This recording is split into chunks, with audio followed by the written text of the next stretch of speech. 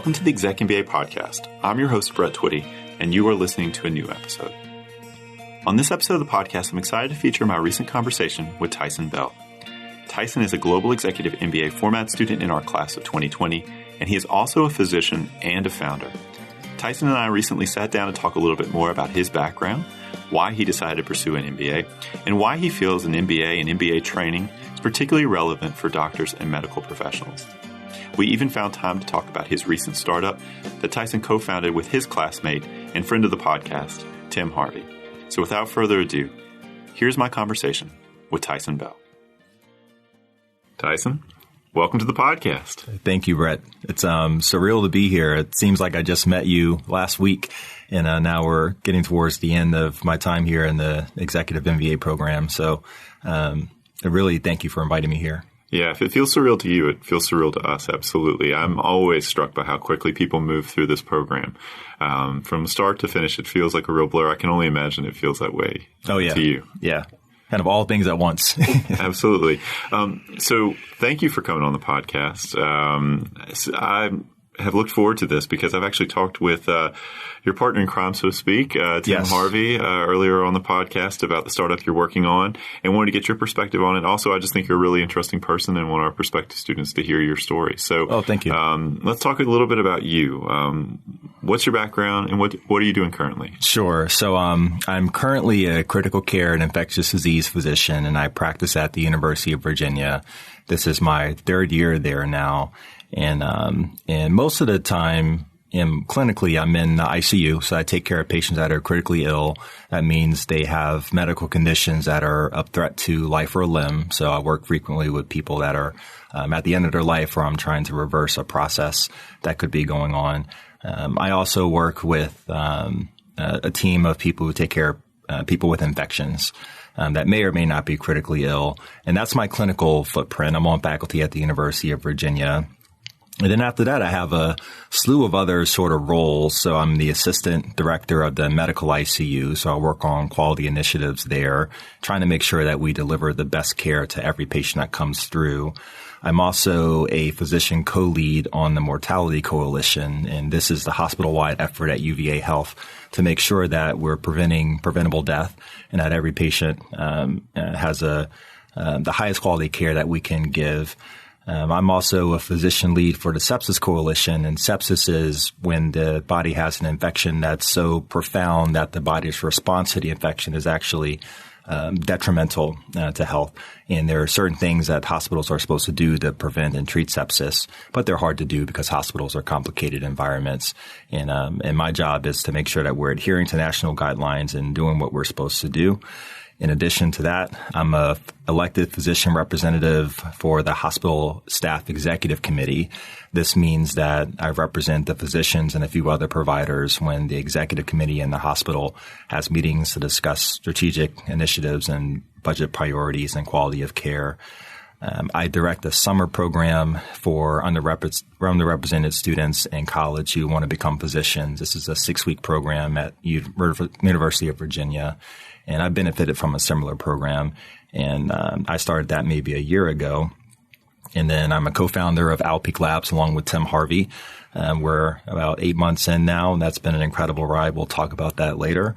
And then lastly, I'm husband to an opera theater performer and have 2 kids, Elaine and Ruby, who are 6 years old and 21 months old, and we live in Charlottesville. So that kind of sums it all up.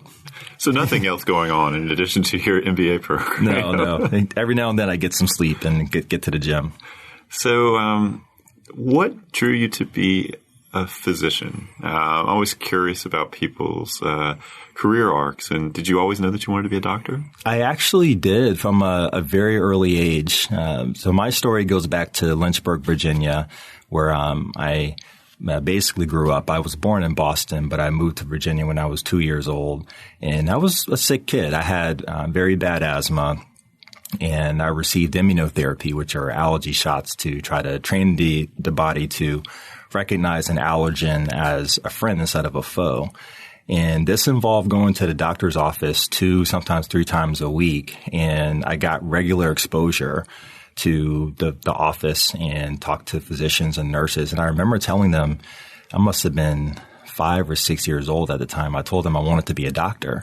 And they fed the beast, so to speak. So they bought a white coat that was my size, and they kept it at the office. And when I showed up, they put that on me. They had a little stethoscope for me. I would go around with the nurses and doctors, seeing other kids who may have been upset or crying because they were going to get shots.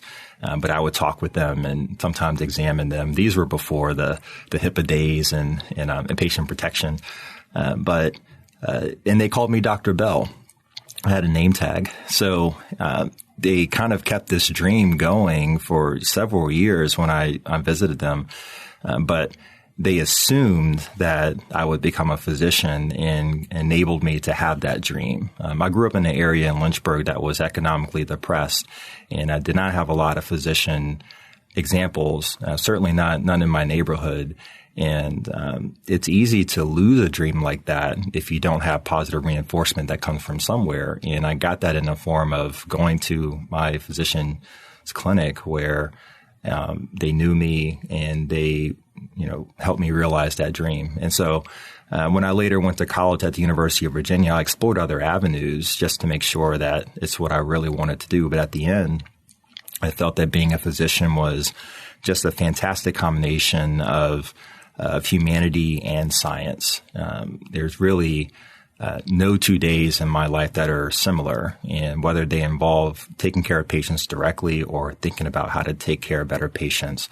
The startup that I'm in is thinking about how to lead a paradigm shift in how patients are taken care of and close gaps and improve care on a more global and national scale. These things are makes the day really interesting, very challenging, and I get to work with an incredible group of people on a day-to-day basis. And that's what really drew me to becoming a physician. Did you ever know you were going to be an entrepreneur?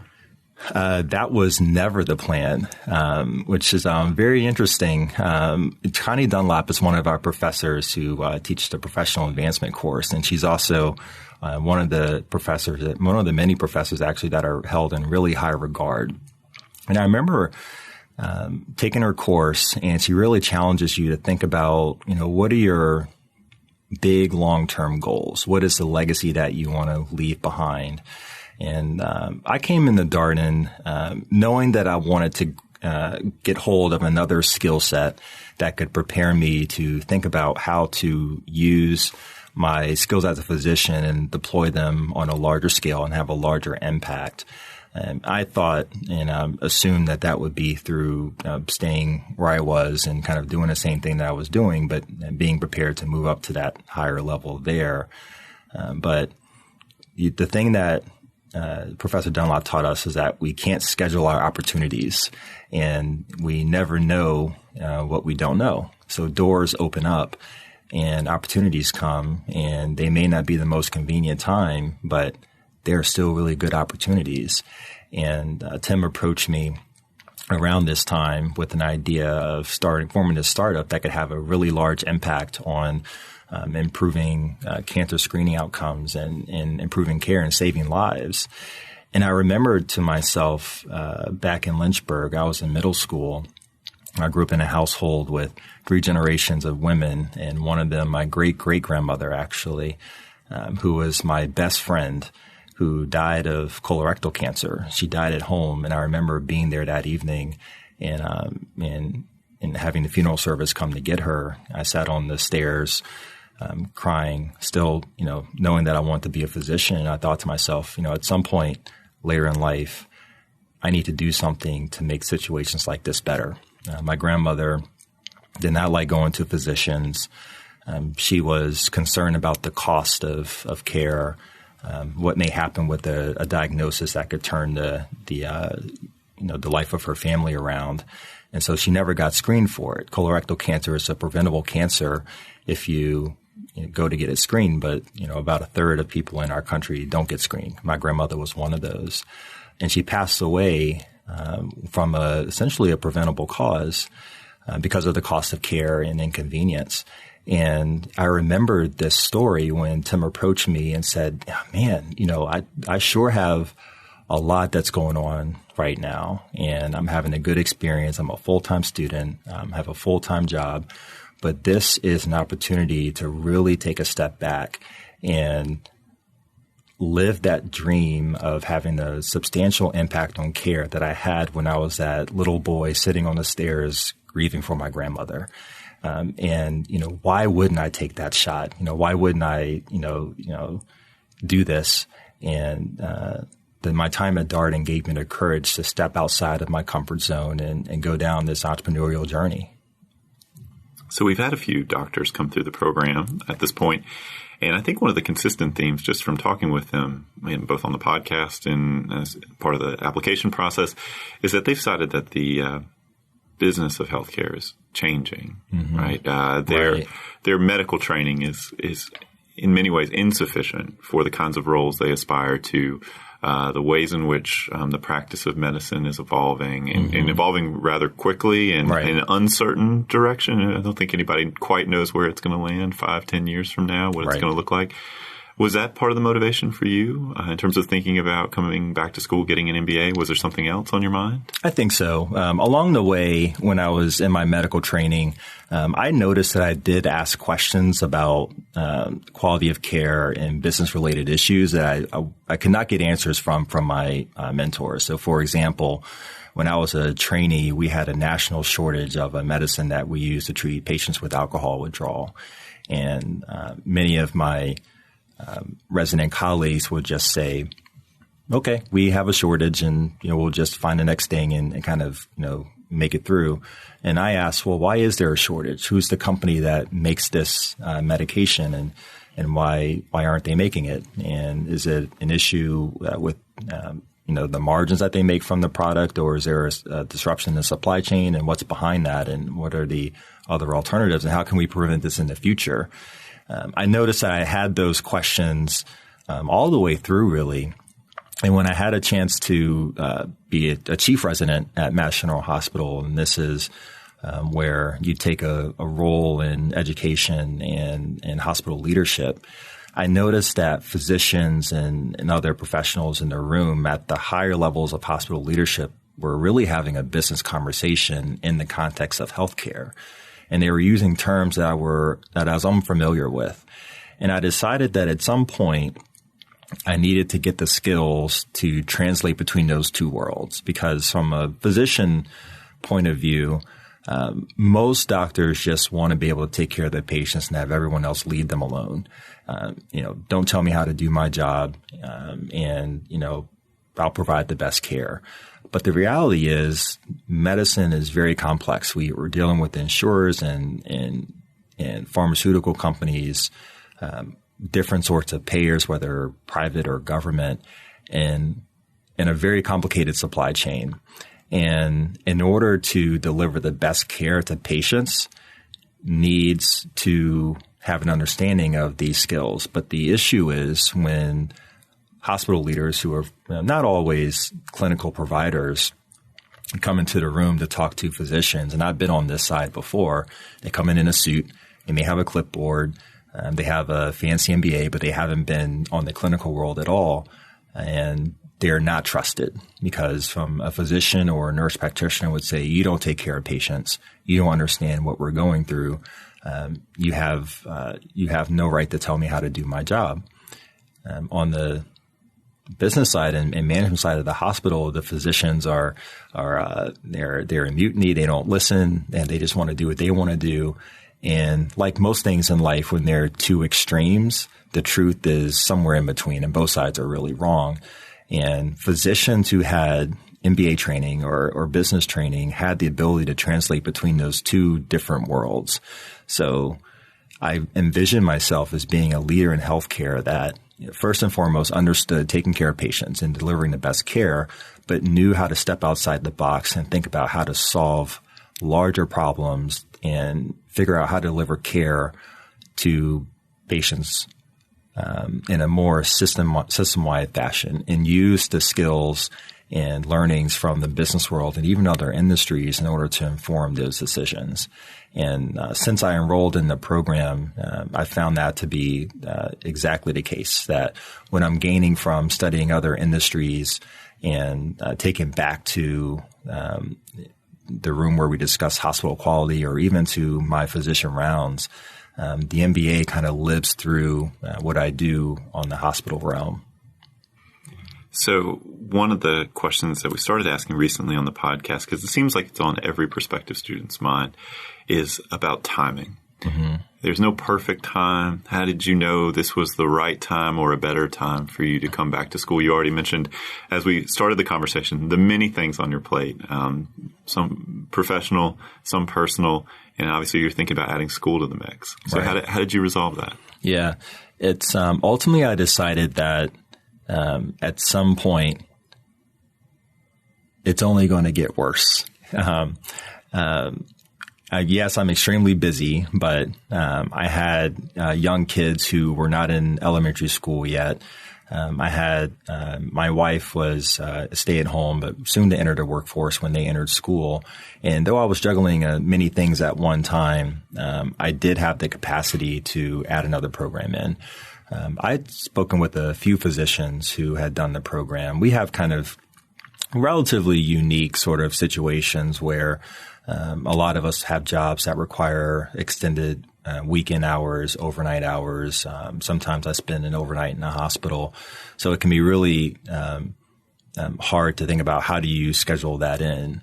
But what I learned through the admission process is just how flexible the faculty is in the school is in working with people who have careers and are and have families and have jobs and have to fit this in. So having seen and spoken with people that you actually put me in contact with gave me the confidence that, it doesn't seem like a perfect time, but as Professor Dunlop said, you can't schedule your opportunities. What I've learned is that going through school is very different as a working adult than it is as when I was in my early 20s or so. So now I'll give you an example. It's finals week, and I'll be working on that. But I also have to go home at 2:00 to take care of my children because my wife is going to a rehearsal. She's singing in a concert over the Christmas time. I have a conference call slightly before that where I'll meet with a potential investor to talk about investing in the company. I do want to go to the gym later today because keeping healthy is also a part of staying, emotionally well. And luckily my gym provides childcare. So I'll drop my kids off at the gym. I'll do a little bit of a workout, shower, and then work a little bit on my final exam. And so the day can be varied and, there can be a lot of things going on. But in the end, you gather the confidence from your classmates and the help that they provide you at times really gets you through. So the study guides that my classmates and I have gotten together, and the fact that our tests are open book and the teachers let you be flexible with how you take your exams, really lets Darden integrate into your life better than just being an obstacle. It just feels more like another thing I have to do, but it's the most flexible thing of all the things that I do. Your point about it's not going to get any easier in terms of trying to fit this into your life resonates. I think a lot of people say that. Typically, the older you get, the more complex your life will get. You'll have even more obligations, more commitments. And we always talk with prospective students about taking little steps to engage with the idea of coming to Darden or getting an MBA, whether it's schedule a phone call or come for an in-person meeting or a class visit or a networking event, talk to a current student, talk to an alum, just little things for you to check in with, all right, am I still interested? Is this still something I want to do? And at some point you get to the application process. But again, that's still part of the investigation. You're not really committing to anything at that point. You're really just finding out what your options are and seeing what's out there. So staying in that sort of exploratory posture, even as you sort of investigate all of this and take concrete steps towards applying, I think that's what we encourage people to do. You mentioned about your classmates helping. And this is also one of the things that I hear from current students and alumni quite a bit, that nobody gets through this program alone. And everybody relies on teams, small groups, classmates to help manage the work and fill in gaps and all these kinds of things. I wonder what that's looked like for you in the program. Yeah. So I can speak to this very well because as a physician who spent most of their time learning how to take care of patients, I just did not have a lot of the skills that are used in the industry. So I leaned heavily on my classmates. And not only did it help in just getting through the classwork, but just, talking about the company and the startup. My classmates have been really instrumental in getting us off the bat. So right off from the get-go, we needed a website and we needed to have a logo. One of our classmates did that for us at an extreme discount. Several classmates reviewed our slide deck and gave us good suggestions on the business plan. Several professors have helped us formulate our strategy. An executive assistant that we hired was a contact through one of our classmates. Our advisory board member that we brought on maybe about 2 months ago was introduced to us through a classmate. The lifeblood of Owl Peak Labs is orange and blue, and I can't express how helpful my classmates have been. So that's one thing. The other is the intention around learning how to depend on others, because leadership in leading organizations or leading rounds in the hospital is very different now in that the skills that people have are extremely varied. And in order to be an effective leader requires that not only that you have a level of competence, the mantra around here is know enough to be dangerous, but you also need to know how to rely on others. And that requires a degree of awareness of knowing what your blind spots are. And the leadership curriculum has been very intentional about training yourself to learn where your blind spots and weaknesses are, but then to learn to embrace those and not let them feed into your perception of your self-worth. And I'll give you an example of that. When I lead rounds in the hospital, it's a multidisciplinary group of people. So I'm the attending physician. I'm the designated leader of the team. And I have a slew of people below me in various degrees of training in the medical field. So medical students who are learning how to be physicians, resident physicians who have graduated from medical school and are kind of doing their first years learning to be a doctor, and then fellows who have or are doing subspecialty training, ultimately to replace me in the ICU as the leader there. And then combined with that are nurses, nursing leaders, physical therapists, respiratory therapists, a whole slew of people that are gathered around to take care of a patient. When we do our morning rounds, we all come together to discuss the morning plan, and typically the resident will present the plan to me, and I'll give my recommendations, and we'll figure out how to take care of the patient for the rest of the day. The leadership curriculum really taught me that in order to effectively take advantage of the human capital that I have around me, I had to make myself vulnerable and make it known that I needed help. So what does that look like?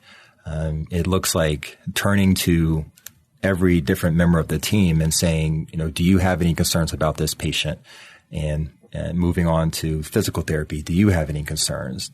To the nurse, do you have any concerns? The first thing that does is lets them know, the people helping us on rounds, that I value their input and that I want to hear what their concerns are. Second, it sets an example for the rest of the team who are learning how to be physicians that this is an important part of taking care of a patient, getting input from people who have a different skill set, nevertheless contribute, but may not feel empowered to do so. But then the third thing that it does is empowers people to speak up later. So I've noticed that later in the day, and we've kind of broken and we're kind of getting through the normal work of the day, if something happened with the patient or the clinical status changed, the person who I designated on rounds to speak up and gave protected space to would have a much lower threshold to come to me later. So frequently people will come to me and say, Taison, I feel like I'm concerned about this patient in one way or other. I'm not quite sure, but I want to just bring it to your attention. I feel like if I ran a top-down hierarchical I'm the leader and you do what I say, I would not get that input. And ultimately, I would not be able to take care of patients in the best way possible because medicine is so complex now that we need to rely on teams. And this is the same throughout different industries. And in order to be able to do your best in your organization, your company, your nonprofit, your hospital. It's absolutely crucial that you know these lessons and you can apply them. And I feel that the Darden curriculum really emphasizes that part. The things that you will take with you when you leave school are the leadership lessons. And I feel that because of the generalized focus that Darden puts to its students, the reliance on classmates that starts from, LR1 right from the beginning. And, what develops throughout the curriculum is a really good prep for assuming leadership positions as you move on later in life. Yeah, the thing, and I've noted this a few times on the podcast, the thing that I was struck by when I first started talking to people about the impact of the Darden experience is they talked a lot more about the interpersonal piece, the leadership development piece, than they ever talked about accounting or marketing or operations. And I think that's really maybe twofold. One, it's where people are in their careers, right? Yes, you're coming to fill in some technical gaps, but you're moving into management, leadership positions where you're no longer the specialist. You are the person who's helping the team really achieve its full potential. The other piece, I think, is, just the way that the program is designed. You think about the case method. You're constantly learning from other people. You have an opportunity to deepen your sort of technical fluency, but at the same time, so much of what you're working on is communication skills and your sort of mindfulness, and you're developing a stronger sense of your own self-awareness, what you're good at, what other people are better at, where your blind spots are. Right. And that is a very real product of the sort of intentional way that the program is put together. Exactly. And as a assistant professor and someone who teaches courses, I can attest to just how difficult it must be to lead a Darden classroom as a faculty member. You can tell that there's a lot of intention to being able to go through a case, let the discussion evolve, and really not know where it may go. I can imagine for a Darden professor, no two classes are going to be the same. From class to class or year to year, the people in the classroom is what makes the diversity of the program unique, but it also makes it somewhat terrifying, I would imagine, because you just never know where the discussion is going to go. And you want to have guideposts. You don't want to direct it because the discussion is more fruitful when it evolves naturally. But in order to do that, you have to have an extreme skill set in managing the spontaneity and kind of know how to direct the class overall. And so the effort that the teachers put in has been phenomenal. And, I get teased about how much school I've been in so far, but I can say without a doubt that the quality of professors here is the highest that I've ever had in my life, to the point where we kind of expect a really fantastic teacher, and Darden's rated really high for this reason. But the lessons that you learn from them and what you take forward, it's really like an investment. And there's a really hard upfront investment that the faculty put into the students.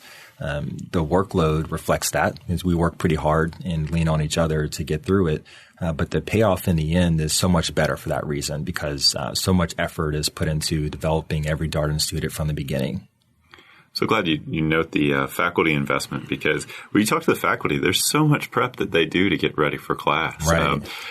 Had some conversation on the residential side. They're obviously prepping across multiple sections to make sure different faculty who are leading each section are kind of hitting the same points. So they spend a few hours together as a group doing group work to make sure, sort of collective consensus around what's going to be discussed. They have sort of signposts along the way. 10 minutes in, I need to be here, 15, 20, kind of plotting everything out, but again, making room for sort of the tangents and the spontaneity. Right. But man, way harder to teach in the case method than sort of a more transmissive lecture-based model where you just come in and say, well, this is what we're doing today, and I'm in charge of this, and this is what I think is important. Definitely. It's certainly easier to just have your PowerPoints and go through them and class dismiss at the end. But in the end, I think something is lost there.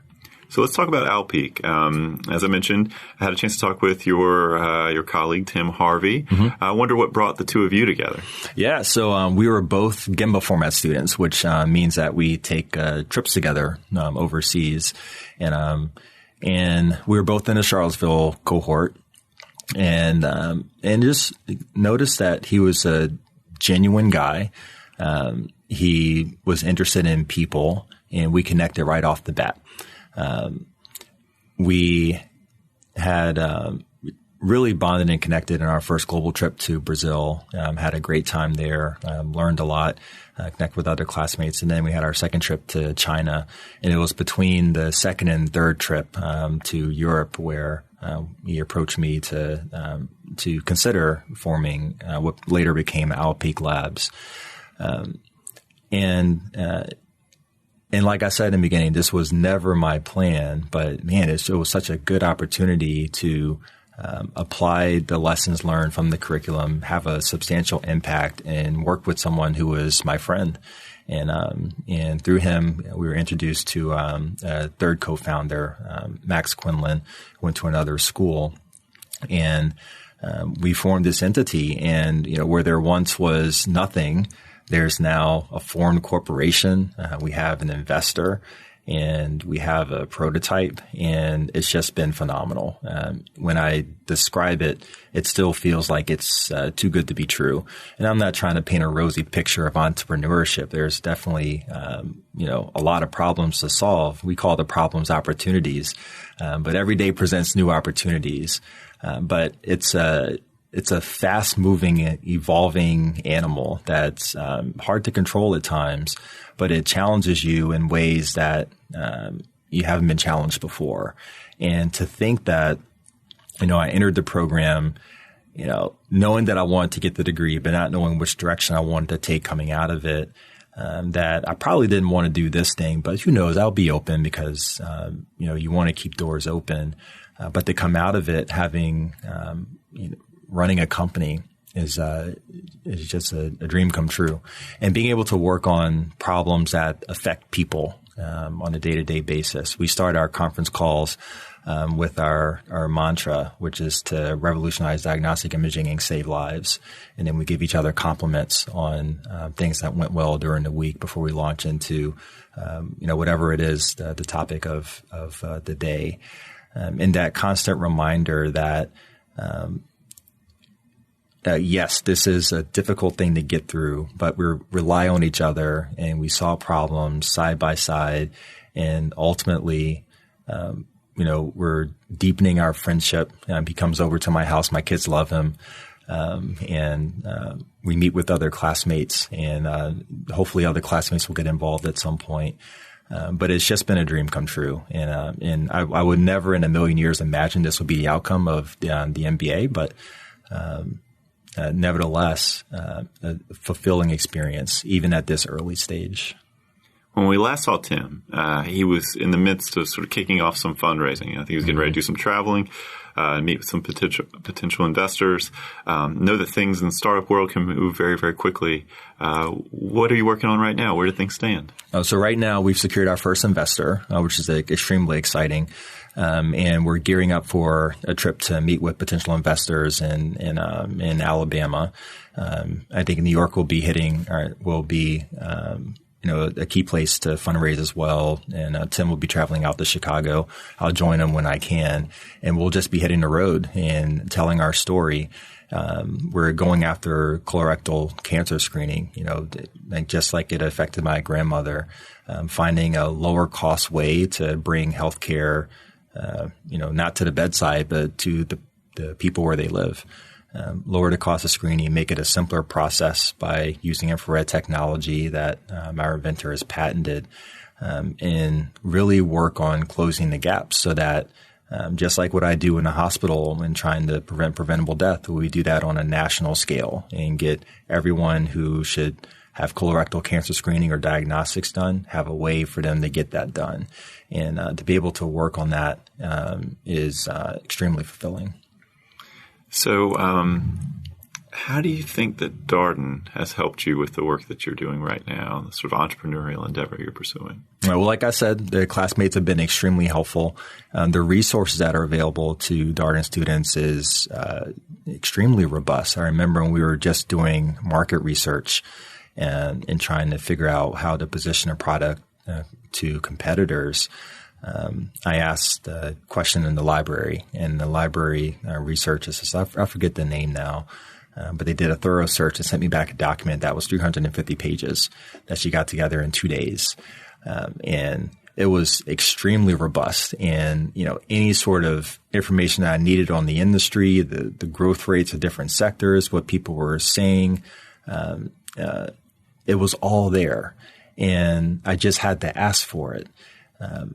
When we wanted to get advice on what kind of investors to approach in the early stage, or what sort of financing we wanted to do, we had an entrepreneurial community that we tapped into, other students who had started other ventures. Just recently on our trip to India, we held a founders lunch. So a bunch of students have started or are thinking about the process of starting companies during one of the busy downtimes in the midst of a busy schedule. We all got together just to discuss what issues were we facing, and people with very different sorts of entrepreneurial ventures tended to have a lot of the same problems, and seeing how others solved some of the issues that they had and what direction they think they were taking the company, and getting advice from each other. The free flow of ideas and the exchange was just a real organic way to think about, what do I don't want to do with our company? How do we want to position? How should we solve this problem? It's much easier to do that when you can just ask the person next to you, well, what did you do when this happened to you? How do you think about processing this? That makes it that much more easier to go through, what is a difficult process. So I would say the Darden has been at the beginning, the middle, and at the end of this venture. It started here, it's grown here, and the legacy that Darden's left behind on our company is going to live forever. Well, no surprise to our longtime podcast listeners that I am a big fan of entrepreneurship. Think it's such a natural fit for people who come here. The way that you're taught to think about business problems is with that C-suite enterprise perspective. So if you start your own business, that's just what you've been doing in class the whole time, right? You've been thinking about every problem like you own it. Exactly. So I think it's a very natural fit. I also think there's a certain thing that happens. You take a really talented group of people who've thought a lot about the world in a particular industry and maybe see some opportunities out there. Then you equip them with this education where now maybe the barrier, I don't know how a business works. I don't know how to run a business, et cetera, right. That's gone away. And so why not? You've got all these classmates. You've got access to resources. If you're ever going to pursue a startup, why not right now where you have all of this around you? Exactly. So, Taison, we obviously have prospective students that listen to the podcast. Mm-hmm. Part of the goal of this is getting stories out there, also helping students navigate the process as they think about why an MBA, why Darden, et cetera, et cetera. What advice would you share with prospective students listening to this podcast? Yeah, so the advice I would share that helped me through is to first and foremost think of Darden as an experience that's centered on the people. And I think to get a true feel of what Darden is like, you absolutely have to talk with alumni, with professors, with Brett, and get connected with people who have gone through the experience or are going through it. Sit in on the class so you can actually see, what this experience is like, whether it's in the Rosslyn cohort or Charlottesville, though Charlottesville will be renovated. But getting a sense of it is hard to describe in literature on a website or reading. You can get some sort of a sense in statistics and things like that. But the in-class experience and being here and talking to people is what that's what I think of school now. I don't think of Darden as textbooks and websites and tests. I think of it as coming together to see my friends during their residencies and learning from them and setting the foundation for continue learning through them and the connections that we've formed. And it's very different than what I imagined being a student would be, just in terms of balancing schedules, how I prioritize now and what you balance. But you have to get a sense of it from the people itself. So whether it's talking with Brett or more other students or people that have gone through the process, and coming here and seeing the interaction between the students and the faculty and how vested people are in each other, that's when you'll truly get a sense of the Darden education. The last thing I'll say is that the investment, again, that the faculty put into you really cannot be overstated, I should say. it is hard to be a Darden professor and to teach classes and to put so much into students. But there's a true belief here that you get what you put in, and much is expected of the faculty because a lot comes out of that upfront investment. And Darden has the trust and belief that their students who come out of here will be better prepared to be leaders of the future and give back. Well, you make a great point about this place being about people. The thing that I've been so struck by, the more I've thought about the learning experience, obviously the way everything is designed and structured, is that this is a very human place to be. It's not just about concepts and topics or buzzwords or however you want to think about it. It is about coming together, getting a group of people in the room, and all looking at the same problem, and all are committed to learning about the problem, learning from each other, sort of sharing perspectives. And so that classroom environment, that dynamic, obviously, that is an incredibly human experience. You're trying to understand how other people see the world. That's where the real growth and development, I think, is for so many of our students, broadening your perspective in that way. Exactly. We have difficult conversations in class at times because we have very different perspectives on many different things. And that's a part of the process.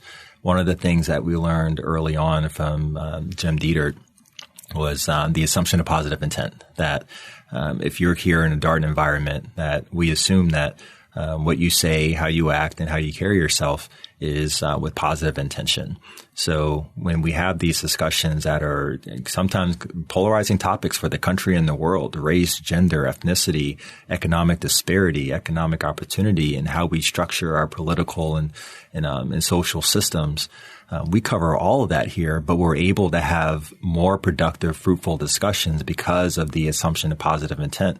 So someone who may have a controversial statement feels free to say that in class, and we feel comfortable responding to that in whatever way. And again, the Darden professor there at the head is letting this conversation evolve. But we're able to move through discussions of a lot of challenging issues and come out that much better for it because we can have open and honest discussions with each other. Not to say that it's always easy, but it's not easy in the real world either. We're in the business environment, and just what I've learned from my classmates, I feel has better prepared me for when these situations come up later in life, or in the hospital, or in a boardroom meeting, in an investor conference call. The fact that we've had that experience here in a safe environment where we assume positive intent and worked on these skills and stepped outside of our comfort zone makes us that much better for that effort.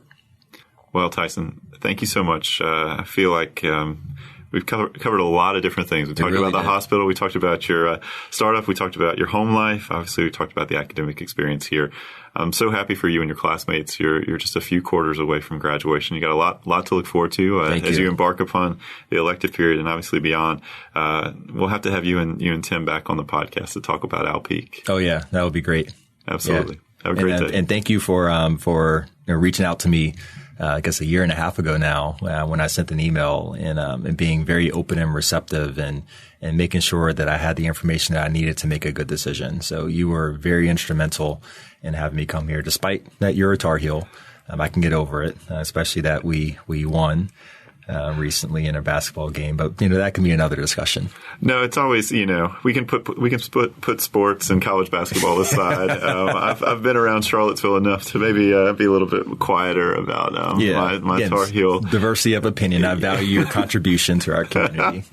Well, thank you so much, Taison. Obviously, one of the best parts about this job, and I think this is absolutely true. Any of us who work in admissions will say this: the best part about the job is you get to meet such interesting people. And we spend our days, much like on this podcast, listening to people's stories and their hopes and dreams and aspirations and where they want to go and what they hope to accomplish. That's an incredibly privileged position. And so it makes getting out of bed in the morning very, very easy. I can second that. Thank you, Brett. Thank you, Taison. And that was my conversation with Taison Bell, a Global Executive MBA format student in our class of 2020. As always, if you have any comments, suggestions, requests, anything you'd like for us to cover here on the podcast, we're all ears. We can be reached at exec, that's EXEC, MBA at darden.virginia.edu. Until next time, thanks for listening.